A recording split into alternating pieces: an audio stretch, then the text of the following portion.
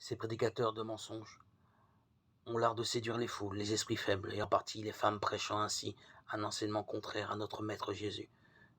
Des foules de femmes vénèrent ces prédicateurs comme des prophètes alors qu'ils pratiquent la magie, tout en douceur. La parole de Dieu déclare: quand le Consolateur sera venu, l'Esprit de vérité, il vous conduira dans toute la vérité, car il ne parlera pas de lui-même, mais il dira tout ce qu'il aura entendu et il vous annoncera les choses à venir. L'Esprit de vérité ne peut conduire un enfant de Dieu dans la pratique du mensonge, de la tromperie, dans l'acclamation de shows, de spectacles de délivrance par des faux serviteurs de Dieu, déguisés en prophètes et autres, et en plus imitant le parler en langue.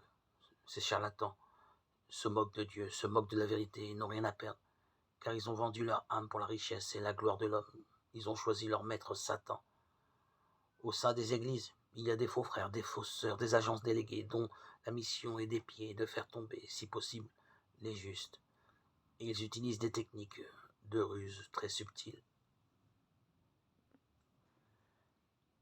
Il y a des rassemblements par milliers où les personnes autour de ces loups, ces imposteurs, osent utiliser le nom de Jésus pour en faire une distraction publique.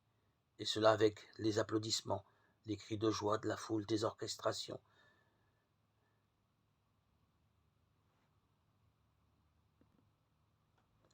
Ils viennent souffler leur esprit démoniaque sur vous, vous imposer les mains et peuvent faire cette activité durant des heures, parce que la foule est assoiffée de ce genre de spectacle visant à se moquer du Christ rédempteur.